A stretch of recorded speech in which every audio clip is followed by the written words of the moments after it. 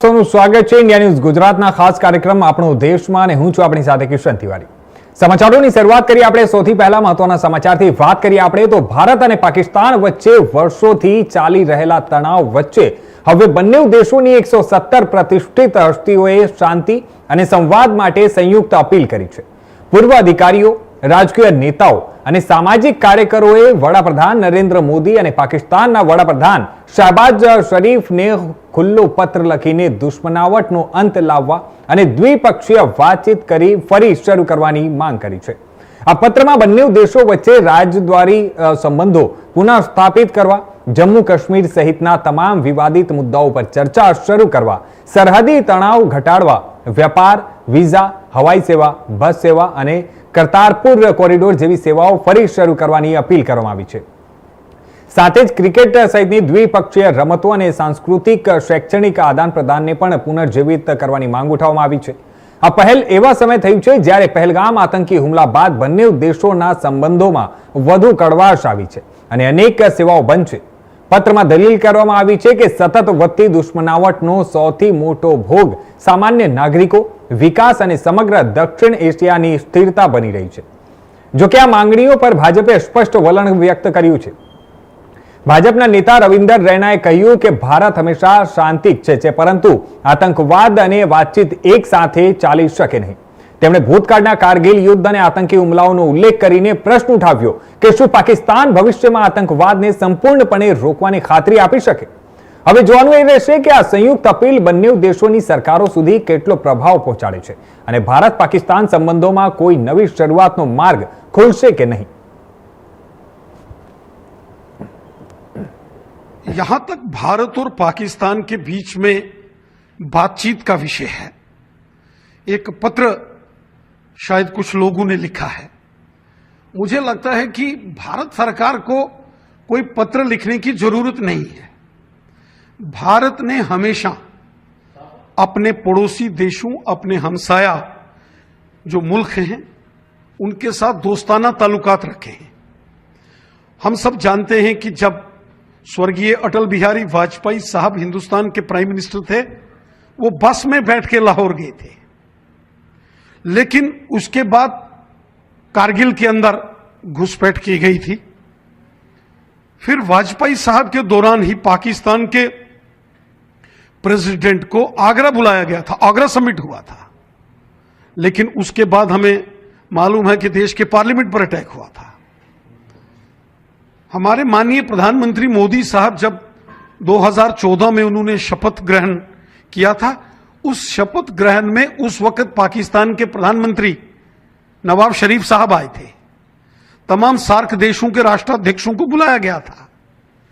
स्वयं माननीय प्रधानमंत्री मोदी साहब लाहौर गए थे, लेकिन ताली एक हाथ से नहीं बजती है, ताली दोनों हाथों से बजती है। भारत तो विश्व शांति का पक्षधर है। भारत के और माननीय प्रधानमंत्री मोदी साहब के प्रयासों से आज भारत के दोस्ताना संबंध सारी दुनिया से हैं। हम नहीं चाहते कि किसी देश के साथ कहीं कोई मनोमुटाव हो, लेकिन अगर कोई देश भारत की राष्ट्रीय एकता और अखंडता को चुनौती देगा, चैलेंज करेगा, तो स्वाभाविक है भारत दुनिया का एक ताकतवर देश है। भारत दुनिया का एक उभरता हुआ एक बहुत ताकतवर एक मिलिट्री नेशन है। तो भारत को अपनी टेरिटोरियल इंटीग्रिटी और सॉवरेनिटी को भी ध्यान रखना है। बातचीत से भारत को परहेज नहीं है। देखिए, मैंने भी इस अपील पे दस्तखत किए हैं, क्योंकि मेरा मानना है कि भारत और पाकिस्तान के दरमियान जो डायलॉग है वो ख़ित्ते के अमन और जम्मू कश्मीर के लोगों के लिए बहुत ही ज़रूरी है। मैं ओपी शाह साहब के इस कदम को सराहता हूँ कि उन्होंने भारत, पाकिस्तान और जम्मू कश्मीर के कंसर्न सिटीज़न्स की तरफ से बातचीत, रिकन्सिलिएशन और अवामी राब्तों को जो बहाल करने के लिए एक जॉइंट लेटर का इनिशिएटिव लिया है वो बहुत ही बर वक्त है, और ऐसे वक्त में जब कि हम देख रहे हैं कि हुकूमतों के दरमियान जो है वो बातचीत बहुत ही लिमिटेड है, तो सिविल सोसाइटी की तरफ से ऐसी कोशिश का होना मैं समझता हूँ कि बहुत अहम है। हमारी अपील है कि वज़ीर आज़म नरेंद्र मोदी और वज़ीर आज़म शहबाज शरीफ दोनों से कि वो बामाने बातचीत दोबारा शुरू करें, जो डिप्लोमेटिक और अवामी राब्ते जो हैं उनको बहाल करें, और जम्मू कश्मीर समेत जो भी इश्यूज़ हैं उनको समझदारी के साथ, तदब्बर के साथ और बातचीत के ज़रिए जो है वो हल करें। ये अपील जो है ये एक किसी फ़रीक का साथ देने के लिए नहीं, बल्कि मैं समझता हूँ कि तकरीबन जो है 2 अरब लोगों की भलाई और उनके फ्यूचर को कॉन्फ्लिक्ट से बचाने और टकराव से बचाने की है। जम्मू कश्मीर के लोगों ने बहुत तकालीफ़ और मुसीबतें बर्दाश्त की हैं, वो अमन, इंसाफ, क्लोजर और एक बाइज़्ज़त जो है वो हल के मुस्तहिक हैं।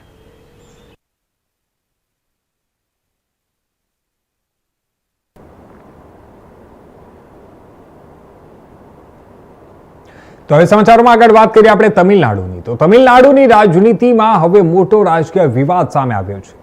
અભિનેતા વિજયના નેતૃત્વવાળી તમિલગા વેત્રી કડગમ એટલે કે ટીવીકે સરકારને અસ્થિર કરવાના ષડયંત્રનો ગંભીર આરોપ લગાવ્યો છે.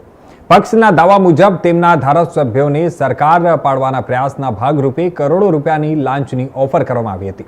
ટીવીકેના ધારાસભ્ય ડોક્ટર એન ઇલૈયા રાજાના જણાવ્યા મુજબ તેમણે વિધાનસભાના સ્પીકર વિરુદ્ધ આવનારા પ્રસ્તાવમાં ચોક્કસ રીતે મતદાન કરવા બદલ 35 કરોડ રૂપિયાની ઓફર કરવામાં આવી હતી. એટલું જ નહીં, ઓફર નકારતા તેમને અને તેમના પરિવારને ગંભીર પરિણામોની ધમકી પણ આપવામાં આવી હોવાનો આરોપ લગાવવામાં આવ્યો છે.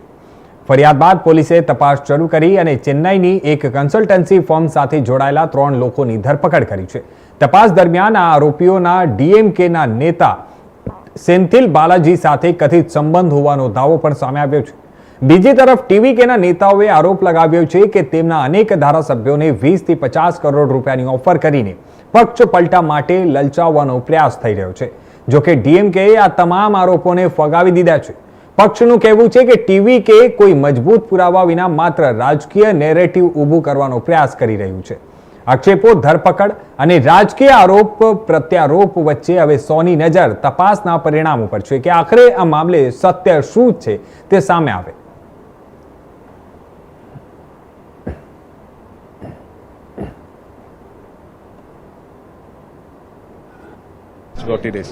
We have also been telling this continuously that this has been happening for last 40 days, and DMK Stalin and his teams are trying to horse trade with our MLAs.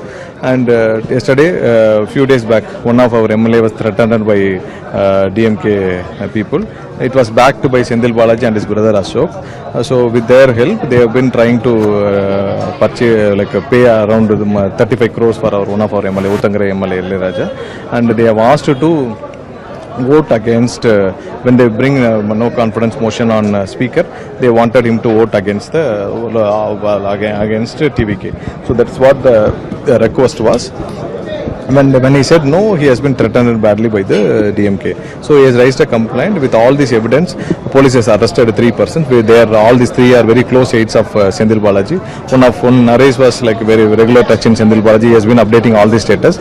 So not only this Bilay Raja, several other MLAs has been contacted by other DMK persons for this horse trade, and they were trying to pay more than 10, 30, 40 and 50, till 50 crores they have been trying to pay for the MLAs. Definitely we condemn this act. Definitely Stalin being lost his own constituency, and even in Kolattur he has lost in his own constituency, have got very thrown. They were completely thrown out by Tamil Nadu people without sitting idle. He wanted to do all these horse trades and join with ADMK and form the government.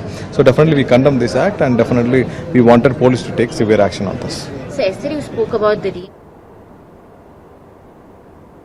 તો હવે સમાચારોમાં આગળ વાત કરીએ આપણે તો એક ભારતીય નાવિકનું વિદેશમાં થયેલું મૃત્યુ હવે અનેક ગંભીર સવાલો ઊભા કરી રહ્યું છે. ઉત્તર પ્રદેશના દેવરિયાના રહેવાસી અને વેનેઝુએલામાં મર્ચન્ટ નેવીમાં ફરજ બજાવતા 33 વર્ષીય રાકેશ ચૌહાણના મૃતદેહમાં હૃદય, મગજ, કિડની, લીવર, ફેફસા સહિતના અનેક આંતરિક અંગો ગાયબ હોવાનો પરિવારનો ગંભીર આરોપ છે. પરિણામના જણાવ્યા અનુસાર કંપનીએ શરૂઆતમાં જહાજ પરથી પડી જવાથી ઈજા અને બાદમાં સારવાર દરમિયાન હાર્ટ એટેકથી મોત થયા હોવાનું જણાવ્યું હતું.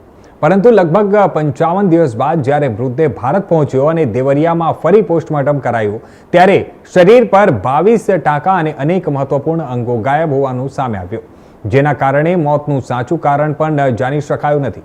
આ સમગ્ર મામલે ફોરવર્ડ સિમેન યુનિયન ઓફ ઇન્ડિયાએ પણ અનેક ગંભીર સવાલો ઉઠાવ્યા છે. યુનિયનનો આરોપ છે કે પરિવારની મંજૂરી વિના શરીરમાંથી અંગો કેમ કાઢવામાં આવ્યા. એટલું જ નહીં, શબ સ્વીકારવાની રસીદમાં પણ પત્નીનું નામ ખોટું નોંધાયું હોવાનું અને રોજગાર કરાર તથા જહાજની વિગતોમાં પણ ગેરમિલ હોવાનો દાવો કરવામાં આવ્યો છે. હાલ પરિવારે સમગ્ર ઘટનાની ઉચ્ચ સ્તરીય તપાસ, જવાબદારો સામે કડક કાર્યવાહી અને યોગ્ય વળતરની માંગ કરી છે. આખરે રાકેશ ચૌહાણનું મૃત્યુ માત્ર અકસ્માત હતું કે પછી તેની પાછળ કોઈ મોટું રહસ્ય છુપાયેલું છે? આ જ સૌથી મોટો સવાલ છે.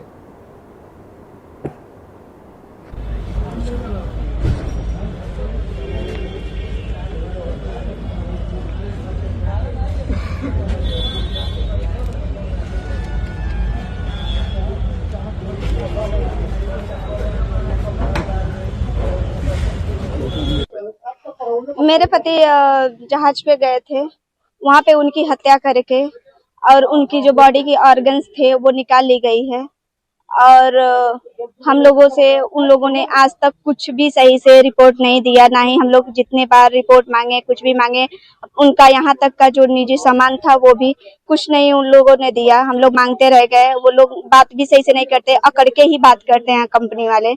और उनकी बॉडी का हर एक पार्ट निकाल लिया। हम लोग यहाँ पे पीएम करवा, हम लोग को पहले तो पता नहीं था, हम लोग ये हुआ कि चलो बॉडी आ रही है। उसके बाद जब हम लोग यहाँ दोबारा पीएम करवाए तो यहाँ पीएम में रिपोर्ट आया कि उस बॉडी की एक भी ऑर्गन्स नहीं है। इसकी शिकायत आपने कहाँ किया? इसकी शिकायत हम लोगों ने बहुत जगह किया, डीजी शिपिंग, विदेश मंत्रालय, दिल्ली, मतलब जहाँ जहाँ पाया हम लोगों ने सब जगह किया और कहीं से कुछ नहीं आया। क्या चाहते हैं आप? क्या मांग? सर हम लोग सरकार से यही मांग चाहते हैं कि जो ये किए हैं वो कड़ी से कड़ी उनको सजा हो, उनको अच्छी सी जांच, सही से उनकी जांच बैठाई जाए। और कुछ आप लोग की मांग है? हाँ सर हम ये चाहते हैं कि हमारी जो उचित मुआवजा है वो हमें सरकार दिलाए, वो हमें मिले और हमें एक नौकरी सरकारी जो कि मिलनी चाहिए, क्योंकि मेरे बच्चे का भविष्य एकदम अंधकार में है। मेरा 6 मंथ का बच्चा है, जो कि नौकरी की वजह से मैं नौकरी मुझे मिले कि मैं बच्चे को अपने अच्छे से पाल सकूं। आखिरी बात उनसे कब बात हुई थी आपने? क्या बता रहे थे वहाँ के बारे में? 6 मई को मेरी उनसे बात हुई थी। यहाँ पे दिन रहता है, वहाँ पे रात रहती है, तो यहाँ पे रात का कुछ 11 बज रहा था और वहाँ पे मॉर्निंग हुई थी। तो वो मुझे कॉल किए, बच्चे को वीडियो कॉल किए, उसमें एकदम अच्छे थे, अच्छे से बात किए। फिर बोले ठीक है मैं जा रहा हूँ ड्यूटी, आके कॉल करता हूँ। ड्यूटी गए, ड्यूटी जाने के मेरे को लगता है कि 2 या 3 घंटे के ही बाद मेरे ससुर को कॉल आया कि आपके बच्चा का एक्सीडेंट, वो गिर गया है, चक्कर आ गया, वो गिर गया, एक्सीडेंट हो गया है और हम लोग उनको अस्पताल लेकर जाए। તો એ સમાચારમાં આગળ વાત કરીએ આપણે તો દેશભરમાં ચોમાસું એક તરફ રાહત તો બીજી તરફ આફત બની રહ્યું છે. જમ્મુ કાશ્મીરથી લઈને અરુણાચલ પ્રદેશ સુધી ભારે વરસાદે જનજીવન અસ્તવ્યસ્ત કરી દીધું છે. જમ્મુ કાશ્મીરના ડોડા જિલ્લામાં એક જ દિવસે 2 વખત વાદળ ફાટવાની ઘટના સામે આવી છે, જેના કારણે પૂર અને ભૂસ્ખલનની સ્થિતિ સર્જાઈ છે. અરુણાચલ પ્રદેશમાં પણ પૂર અને લેન્ડસ્લાઇડનો કહેર યથાવત છે, જ્યાં હજારો લોકો અસરગ્રસ્ત બન્યા છે. બીજી તરફ મધ્યપ્રદેશ અને બિહારમાં વીજળી પડવાની ઘટનાઓ જીવલેણ સાબિત થઈ છે અને બંને રાજ્યોમાં મળીને 8 લોકોના મોત નીપજ્યા છે, જ્યારે અનેક લોકો ઇજાગ્રસ્ત પણ થયા છે. ઉત્તરાખંડમાં ગંગાના વધતા જળસ્તરને ધ્યાનમાં રાખીને ઋષિકેશમાં રાફ્ટિંગ પર પ્રતિબંધ મૂકવામાં આવ્યો છે. આ દરમિયાન હવામાન વિભાગે મહત્વની આગાહી કરતા જણાવ્યું છે કે દેશના 26 રાજ્યોમાં ચોમાસું પહોંચી ગયું છે, પરંતુ રાજસ્થાન સહિત કેટલાક વિસ્તારો હજુ પણ વરસાદની રાહ જોઈ રહ્યા છે. સાથે જ જુલાઈ મહિનામાં દેશના મોટાભાગના વિસ્તારોમાં સામાન્ય કરતાં ઓછા વરસાદની શક્યતા વ્યક્ત કરવામાં આવી છે. નોંધનીય છે કે આ વર્ષે જૂન મહિનામાં સામાન્ય કરતાં 39.8% ઓછો વરસાદ નોંધાયો છે, જે છેલ્લા 125 વર્ષમાં 5મો સૌથી ઓછો વરસાદ છે.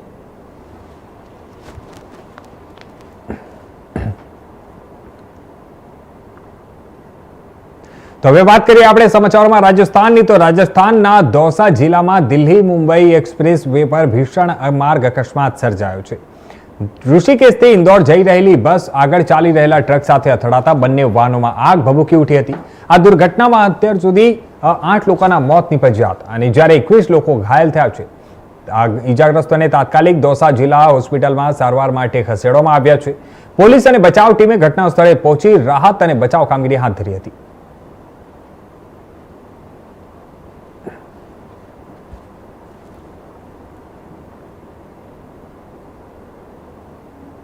તો હવે સમાચારમાં વાત કરીએ આપણે. તો અરવલ્લી પોલીસે ઓપરેશન કારાવાસ હેઠળ નાસ્તા ફરતા આરોપીઓને પકડવા માટે હાથ ધરેલી સ્પેશિયલ ડ્રાઈવમાં મોટી સફળતા મેળવી છે.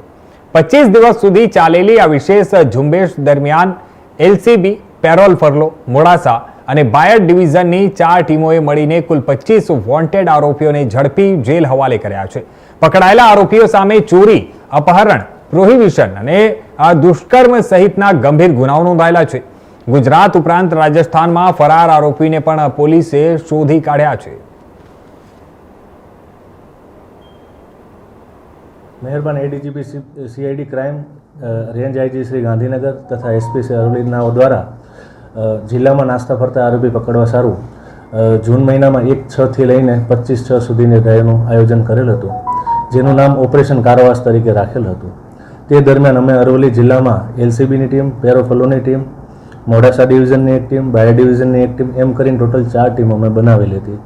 તો એ 25 દિવસ દરમિયાન અમે રાજસ્થાન રાજ્યના, ગુજરાત રાજ્યના અલગ અલગ જિલ્લાના આરોપીઓ જે અરવલ્લી જિલ્લામાં વોન્ટેડ હતા એ અમે ટોટલ 25 આરોપીઓ પકડેલ છે, જેમાંથી ઝાઝા ભાગના પ્રોહિબિશનના આરોપી હતા, ઘરફોડ ચોરીના આરોપી હતા, નોર્મલ ચોરીના આરોપી હતા, બલાત્કારના આરોપી હતા, અપહરણના આરોપી હતા, એમ કરીને મારામારીના પણ આરોપી હતા.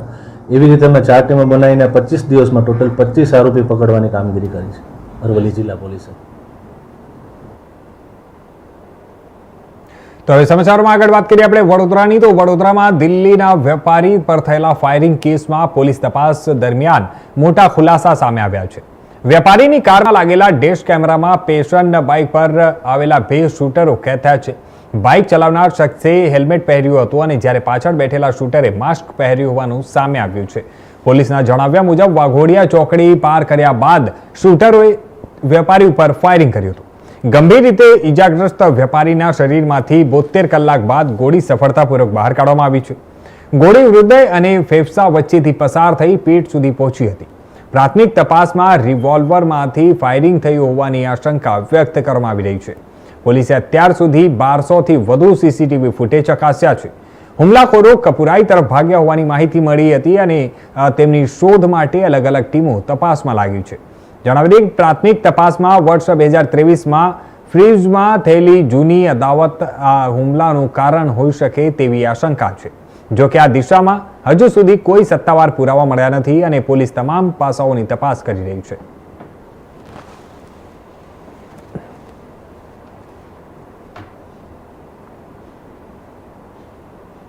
તો હવે સમાચારમાં વાત કરીએ આપણે જામનગરની. તો જામનગર શહેરમાં ચોરીની વધુ એક ઘટના સામે આવી છે. શહેરના માધવબાગ વિસ્તારમાં આવેલા પ્રાચીન માધવેશ્વર મહાદેવ મંદિરને અજાણ્યા તસ્કરે નિશાન બનાવ્યું હતું. મંદિર પરિસરમાં મુકાયેલી દાનપેટી તોડી તેમાં રહેલી અંદાજે ₹15,000 જેટલી રોકડ રકમની ચોરી કરી તસ્કર ફરાર થઈ ગયો હતો. આ સમગ્ર ઘટના મંદિર પરિસરમાં લાગેલા સીસીટીવી કેમેરામાં કેદ થઈ હોવાનું સામે આવ્યું છે. સીસીટીવી ફૂટેજના આધારે તસ્કરની ઓળખ મેળવવા માટે પોલીસ દ્વારા તપાસ હાથ ધરવામાં આવી છે. આ ઘટનાની જાણ થતાં જ મંદિરના પૂજારી અને સ્થાનિક ભક્તોમાં રોષની લાગણી ફેલાઈ હતી. ઘટનાની જાણ થતાં જ સી ડિવિઝન પોલીસ સ્થળ ઉપર પહોંચી હતી અને સ્થળનું નિરીક્ષણ કરીને જરૂરી પુરાવાઓ એકત્રિત કર્યા હતા. મંદિરના પૂજારીએ આ અંગે સી ડિવિઝન પોલીસ મથકે સત્તાવાર ફરિયાદ નોંધાવી છે. પોલીસે ગુનો નોંધી સીસીટીવી ફૂટેજ તથા અન્ય ટેકનિકલ પુરાવાના આધારે આરોપીની શોધખોળ શરૂ કરી છે. ટૂંક સમયમાં તસ્કર ઝડપાઈ જશે તેવી આશા વ્યક્ત કરવામાં આવી રહી છે. અને જણાવી દઈએ કે આ સમગ્ર ઘટના બાદ સ્થાનિકોએ ધાર્મિક સ્થળોએ સુરક્ષા વ્યવસ્થા વધુ મજબૂત બનાવવાની અને રાત્રિના સમયે પોલીસ પેટ્રોલિંગ વધારવાની માંગ કરી છે.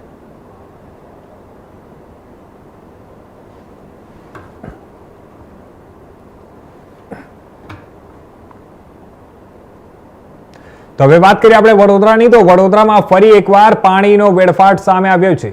પાલિકા અને એમજીવીસીએલની બેદરકારીને કારણે લોકોને વગર વરસાદે પાણી ભરાવાની સ્થિતિનો સામનો કરવો પડી રહ્યો છે. TP13 નવાયાર્ડ વિસ્તારમાં એમજીવીસીએલના ખોદકામ દરમિયાન પાણીની મુખ્ય લાઇનમાં ભંગાણ થતા રસ્તાઓ નદી બની ગયા છે. લાખો ગેલન પીવાનું પાણી રોડ ઉપર વેડફાઈ અને અનેક વિસ્તારોમાં પાણી ભરાઈ જતા લોકો મુશ્કેલીમાં મુકાયા છે. વિચિત્ર વાત એ છે કે પૂર્વ કોર્પોરેટર જવાભાઈ ભરવાડના નિવાસ સ્થાન પાસે પણ પાણી ભરાયા છે અને સ્થાનિકોના જણાવ્યા મુજબ કોર્પોરેશન અને એમજીવીસીએલ વચ્ચે સંકલનના અભાવના કારણે આ ઘટના બની છે. પાણી બચાવવા માટે દાવાઓ વચ્ચે લાખો ગેલન પાણી વેડફાઈ રહ્યું છે.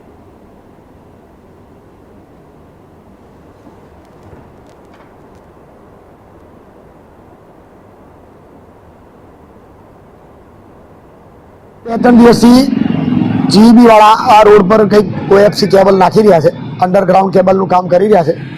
વડોદરા શહેરમાં કમિશનરના દર વખતે પરિપત્ર હોય છે કે જૂન મહિનામાં કોઈ પણ જગ્યાએ ખોદવું નહીં. એક બાજુ આ રોડ નવો બન્યો છે, હજી હમણાં જ રોડ બનાવ્યો, હજી રોડનું કામ બી પૂરું નથી થયું. તેમ છતાં જીઈબી વાળા જે ઠેર ઓએફસી કેબલના નામે ખોદકામ કરી રહ્યા છે, એના કારણે TP13માં ધર્મસિંહ દેસાઈ માર્ગ પર ખૂબ જ મોટી લાઈન, જે મેઇન પાણીની લાઈન છે, આખી ડેમેજ કરી નાખી. એના કારણે લાખો કરોડો ગેલન પાણીનો વેડફાટ થયો, પાણીનો બગાડ થયો છે. એક બાજુ લોકોને પીવાનું પાણી મળતું નથી. TP13 નવાયાર્ડ, નિઝામપુરા તમામ વિસ્તારમાં પીવાના પાણીની ખૂબ જ મોટી સમસ્યા છે.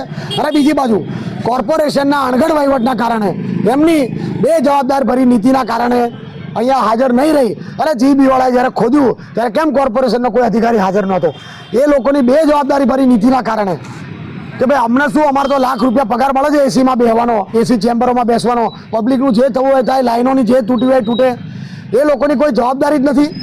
તો જવાબદાર અધિકારીઓ સામે પગલાં ભરવામાં આવે, જીઈબીને 25 લાખનો દંડ કરવામાં આવે, કારણ કે આ લોકો વારંવાર મેઇન લાઈન તોડી નાખે છે. અને આ રોડ હજી હમણાં જ બન્યો છે, તો કેમ અત્યારે અંડરગ્રાઉન્ડ કેબલ કરવાની જરૂર પડી? આ રોડ હજી હમણાં જ બન્યો, કરોડોનો રોડ, અને તાત્કાલિક એ લોકોએ લાઈન નાખવાનું ચાલુ કરી દીધું જીઈબીની. તો પહેલાં કેમ એ લોકોએ નાખી નહીં? તો આ જે સંકલનના અભાવના કારણે, એકબીજાના મિસકોમ્યુનિકેશનના કારણે જે રીતે કોર્પોરેશનને આર્થિક નુકસાન થઈ રહ્યું છે, એની ભરપાઈ આ લોકો પાસેથી કરવામાં આવે અને જવાબદાર અધિકારી સામે પગલાં ભરવામાં આવે. તો એ સમાચારમાં આગળ વાત કરીએ આપણે જૂનાગઢની. તો જૂનાગઢ જિલ્લા સહિત સમગ્ર પંથકમાં વહેલી સવારથી આજે ધોધમાર વરસાદ શરૂ થયો હતો. જૂનાગઢ શહેર ઉપરાંત ભેસાણ, માળિયાહાટીના, કેશોદ, મેંદરડા અને સાસણ ગીર વિસ્તારમાં પણ સારો વરસાદ નોંધાયો છે. અસહ્ય ગરમી અને બફારા બાદ મેઘરાજાની એન્ટ્રી થતા ખેડૂતોમાં ખુશીનો માહોલ જોવા મળી રહ્યો છે. વરસાદથી મગફળી, કપાસ સહિતના જે પાકો છે તેને આગામી સમયમાં લાભ મળવાની આશા વ્યક્ત કરવામાં આવી રહી છે. સમગ્ર જિલ્લામાં વરસાદના કારણે વરસાદને પગલે ખેડૂતો અને સામાન્ય નાગરિકોમાં રાહત અને ખુશીનો માહોલ છવાયો છે. શહેર સહિત સમગ્ર જિલ્લાભરની અંદર વહેલી સવારથી ધોધમાર વરસાદ પડી રહ્યો છે. જે રીતે વાત કરવામાં આવે, જુનાગઢ જિલ્લાના માળિયાહાટીના, કેશોદ, ભેસાણ સહિતના, સાસણગીર સહિતના જંગલ વિસ્તારોની અંદર તેમજ ગ્રામ્ય પંથકોની અંદર જોરદાર વરસાદ પડવાને કારણે હાલ જે આગોતરું વાવેતર કરેલું છે તેવા પાકને આજે પોષણ મળી રહ્યું છે. બીજી તરફ જેવા ખેડૂતોને વાવેતર બાકી હતું તે વાવણી માટે હાલ તૈયારીઓ કરી રહ્યા છે.